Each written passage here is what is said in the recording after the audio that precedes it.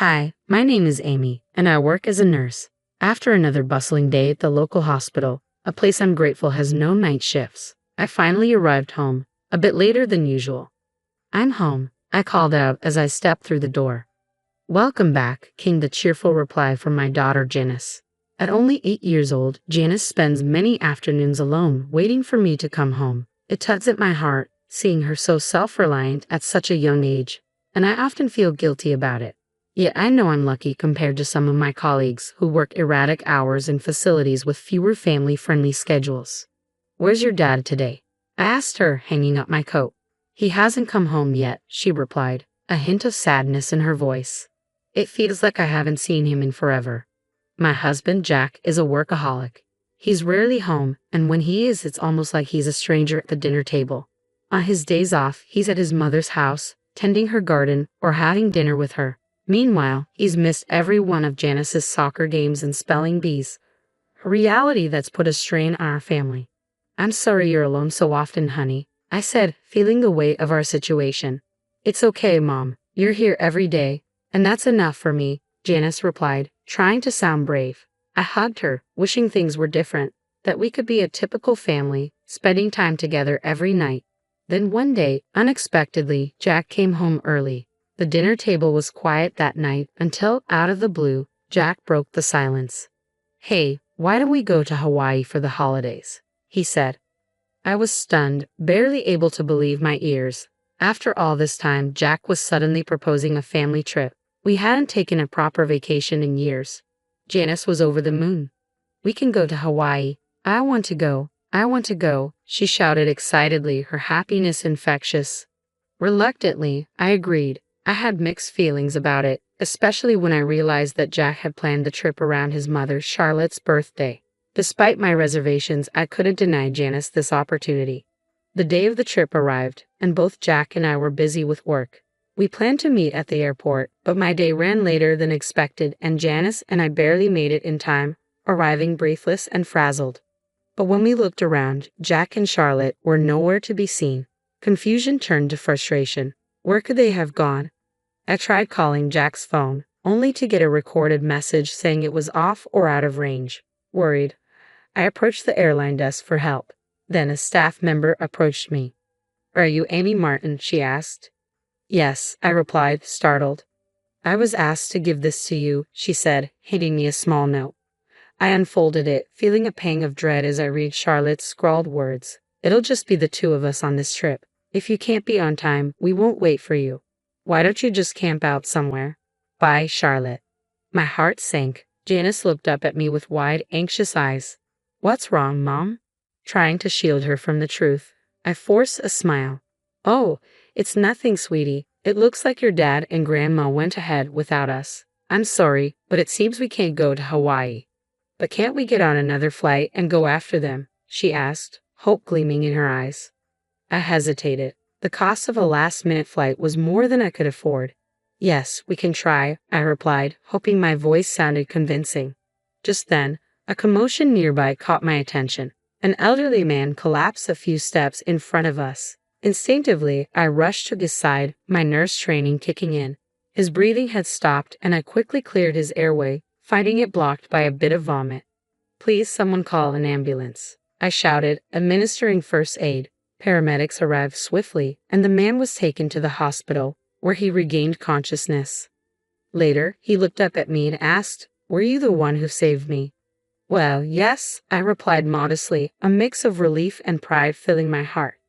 I just did what anyone would do, I replied, modestly brushing off the praise. That's not true, Raymond said, a mix of relief and gratitude softening his face. Thank you so much. I thought I was done for. He introduced himself and insisted on showing his appreciation, though I assured him it was all in a day's work. After a few minutes of chatting, Raymond asked, Were you traveling somewhere? His question brought me back to the reality of our situation, and I wondered how best to explain the chaotic turn of events that led us here. Yes, we were supposed to catch a flight to Hawaii, I said, feeling a wave of disappointment. But we missed it. We were already running late because of my work schedule. Raymond's expression grew sympathetic. That's a shame. I bet your daughter was excited, he said, glancing at Janice. Why don't you just get another ticket? Embarrassed, I admitted. The truth is, we can't really afford to buy another one right now. I gave him a small, sad smile, not expecting anything from the conversation. Raymond seemed to consider this for a moment, then nodded with resolve. As a thank you for saving my life, let me buy your tickets. That way, you two can still make your trip. Oh no, I couldn't accept that, I protested, but Raymond was already calling over an airline staff member. After a quick conversation on the phone, he returned, smiling. If I don't thank you properly, I'll never rest easy, he insisted, half joking. Just then, the note from Jack and Charlotte fell from my pocket, slipping away unnoticed in the commotion. Thanks to Raymond's generosity and insistence, Janice and I soon found ourselves on a plane to Hawaii, comfortably seated in business class, an upgrade that made our journey even more enjoyable. When we landed, I realized I hadn't confirmed where Jack and Charlotte were staying, a nagging oversight as we collected our luggage. As we exited the terminal, a man approached us. "Hello, are you Amy and Janice?" he asked warmly. Yes, that's right," I replied, surprised. "Nice to meet you," he said, handing me a business card bearing the logo of a well-known logistics company, sparking my curiosity. "The chairman of our company wanted to make sure you were taken care of," he continued, smiling. My eyes widened. "The elderly man I helped, he's the chairman." The man nodded. "Yes, thank you very much for what you did for him." I was stunned. It hadn't even crossed my mind that Raymond, the kind man we'd helped at the airport, was the chairman of a major company. The realization left me a little dazed as he continued. "We'll be taking you both to your hotel now, as per the chairman's instructions. Please enjoy your trip to Hawaii."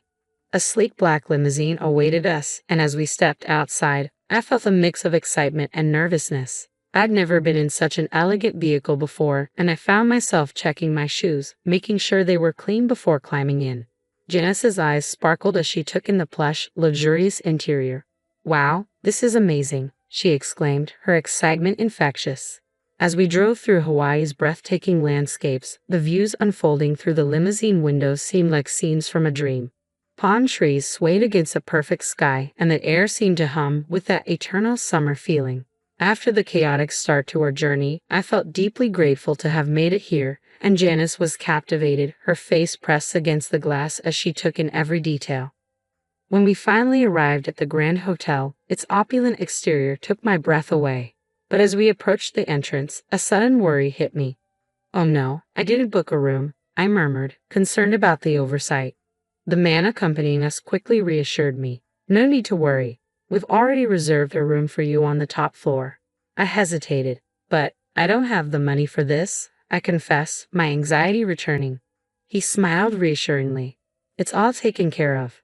The chairman insists." I was overwhelmed by Raymond's generosity, and the VIP treatment felt like stepping into a dream.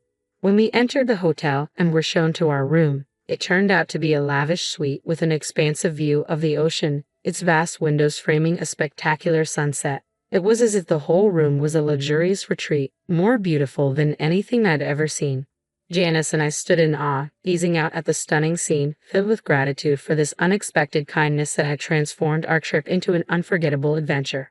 During our stay, we were assigned a dedicated staff member who was always available to help with any need. Each meal was a work of art. On one memorable evening, they prepared an exquisite steak right before us, turning dinner into a culinary performance that left us speechless. After such a lavish meal, Janice and I wandered around the hotel lobby, admiring the decor, when we suddenly heard a commotion nearby. Drawn by the raised voices, we moved closer to see what was happening, and to my surprise, I saw my husband Jack and my mother-in-law Charlotte in a heated exchange with the hotel staff. Confused, I called out, "Hey, what are you both doing here?" They turned, equally shocked. "Amy, why are you here?" Jack asked, his voice tinged with confusion. "We came here as planned," I replied, feeling my own confusion rise. "But why did you send that harsh note? You were the one who suggested this trip." Jack glanced at Charlotte, as if searching for backup, but then faltered. "Well, you were late. It's your fault," he stammered, trying to justify. Anger and sadness welled up in me.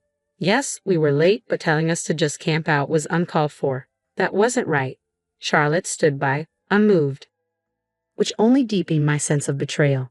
Turning back to the hotel staff, I asked, "What's going on here?" Jack looked frustrated as he explained, "They won't let us check in. I don't understand why." Sensing we needed answers, I addressed the hotel staff member directly.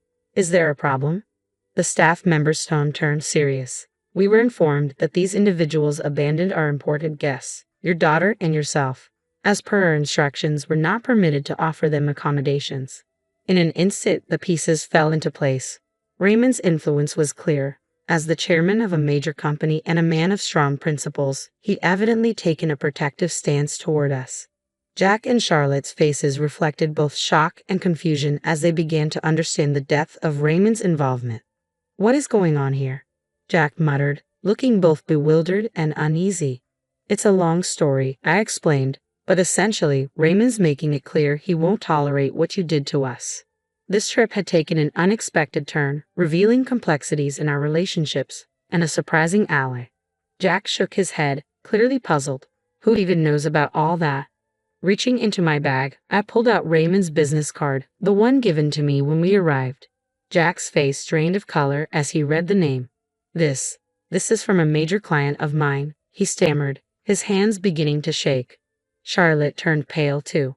"Are you saying you know the chairman of this company?" "Yes," I replied. "I helped him when he collapsed at the airport, and to thank us he booked our flight and this hotel." Charlotte's face lost all color, and she seemed to sway on her feet. "Mom, are you okay?" Jack asked, reaching out to steady her.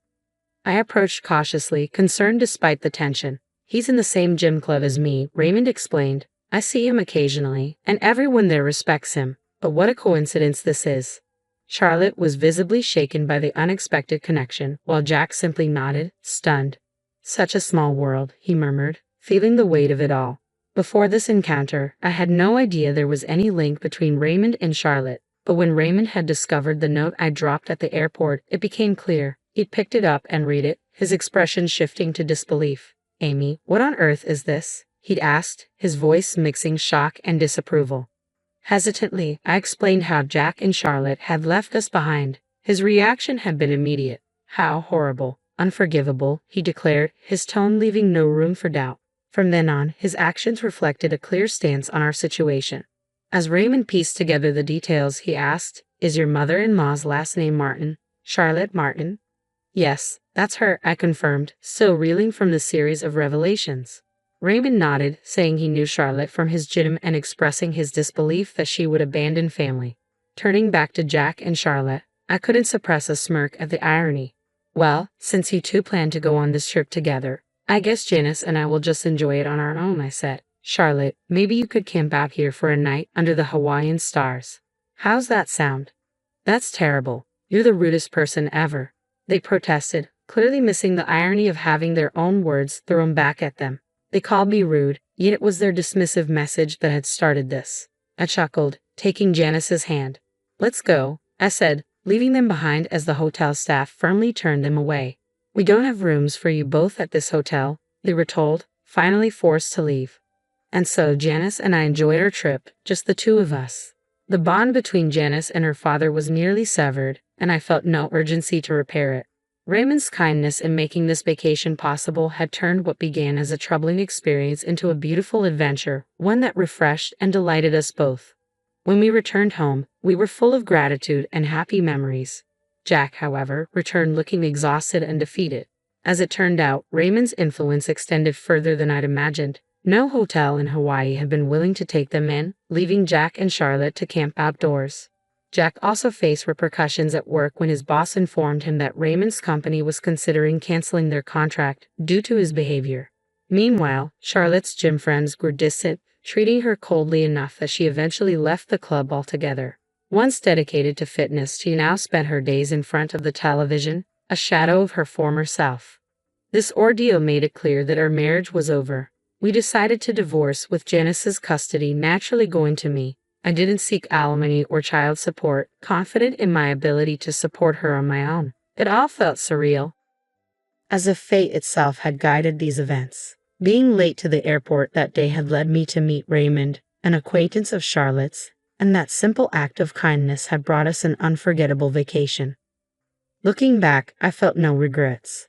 Jack's priorities had always clashed with mine, often putting Charlotte's needs above ours. Now, with Janice by my side, I felt complete.